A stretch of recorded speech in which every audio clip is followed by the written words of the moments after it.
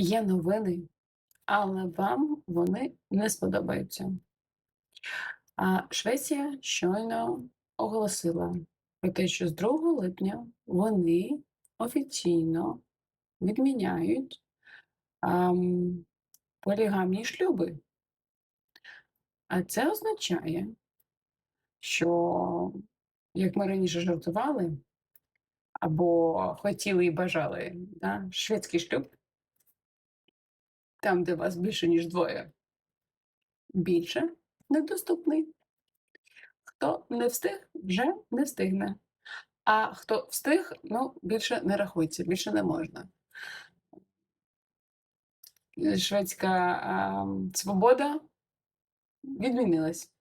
Більш того, в Швеції, якщо ви знали, можна було укласти шлюб по дорученню. Ну, це церемонія, на ній, наприклад, є, е, наречена, а замість нареченого доручення, що він не проти, щоб одружитись.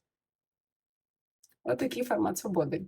Ем, Тепер цього всього немає, можна вже не заздрити, бо я так розумію, було багато спекуляцій.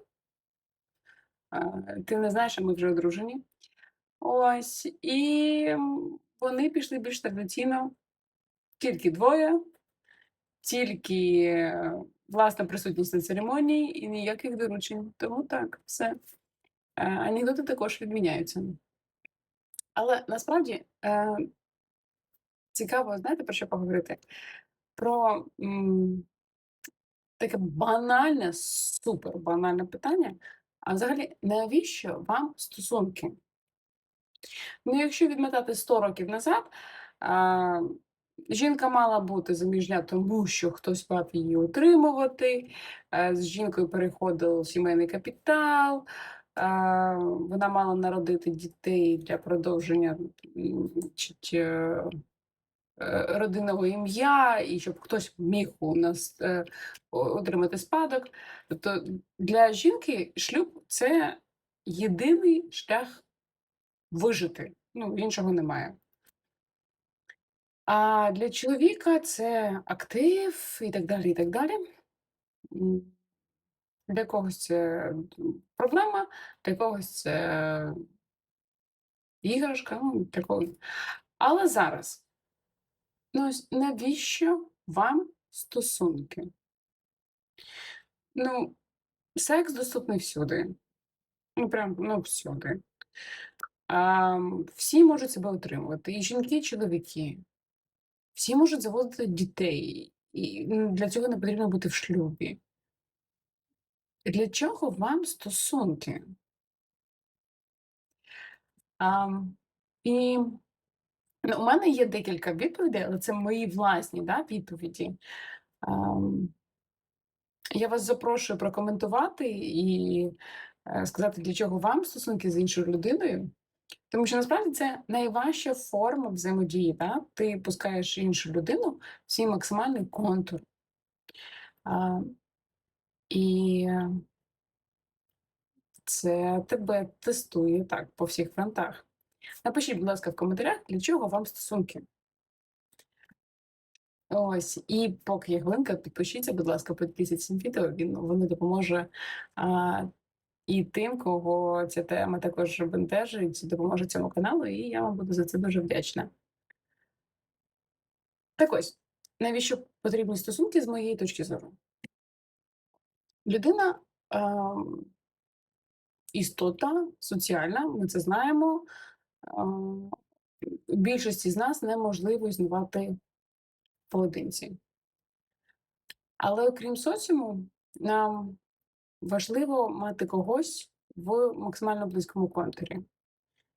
Якщо ми викреслюємо, а я сподіваюся, ми викреслюємо ось такі базові функції, як утримання грошей, як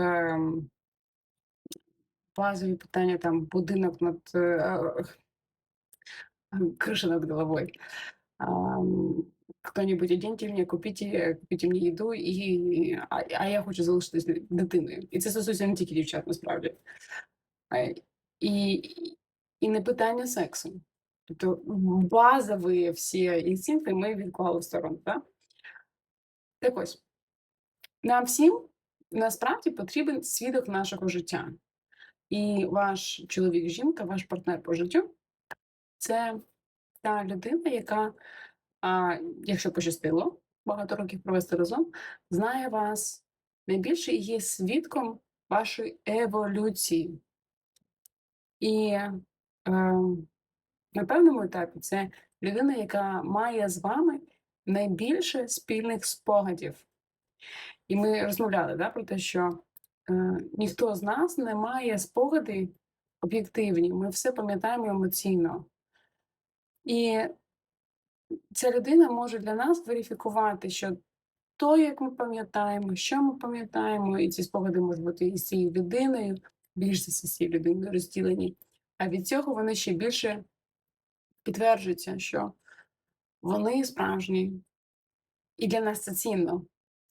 Це є наш партнер, наша опора для підтримання нашого емоційного світу. Це перша причина.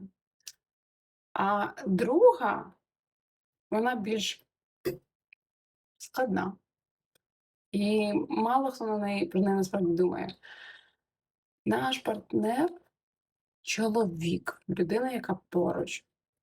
Неважливо статус вашого шлюбу. Офіційний він чи неофіційний. Людина, з якою ви проводите найбільше часу. Це та людина, завдяки цій людині ви насправді дізнаєтесь про себе. І саме вона допомагає вам змінюватись і еволюціонувати, якщо у вас на це є запит. І це стосується всіх стосунків, від насправді важких, аб'юзивних і так далі. Тобто людина, яка біля вас, вам показує, яка ви через те, що ви дозволяєте з собою робити, що ви не дозволяєте, як ви комунікуєте, як ви досліджуєте, що для вас важливо, а що для вас не важливо. Пам'ятаєте, в одному з епізодів я ж казала, що жодна людина вас не зробить щасливою, окрім вас самої. А для того, щоб зробити себе щасливим, треба насправді усвідомити, що для вас щастя. Насправді, тобто, як вас любити. Бо відчуття любові і експресія любові для кожної людини ой, яке індивідуальне. Те, що ок для одного, зовсім не ок для другого. І якщо ми візьмемо, для прикладу, екстремальний кейс, як людина, яка може тільки агресивно висловлювати свої емоції, як позитивні, так і негативні, б'ють, значить, любить, є. Тобто це вже ментально зашквар, але візьмемо це, як екстремум. Саме так людина виражає свою любов. Але більшості людей це не підходить. Є ті, кому підходить. Про клініку не розмовляємо, може колись. Але для більшості людей вираз кохання, піклування через фізичні побої не підходить. Так ось. Ви зараз думаєте, так це ж здоровий глузд, це ж нормально. Та немає такого стану, як нормально, немає такого розуміння, як нормально. Що нормально для одного, де ненормально для іншого. І тут питання до вас. Чи знаєте ви, як вас любити? І якщо знаєте, круто, 50% проблеми вже вирішено. Питання друге. Чи прокомунікували ви вашому партнеру, партнерші, як вас любити? Питання третє. Чи знаєте ви, в якій формі вашому партнеру донести, як саме вас любити?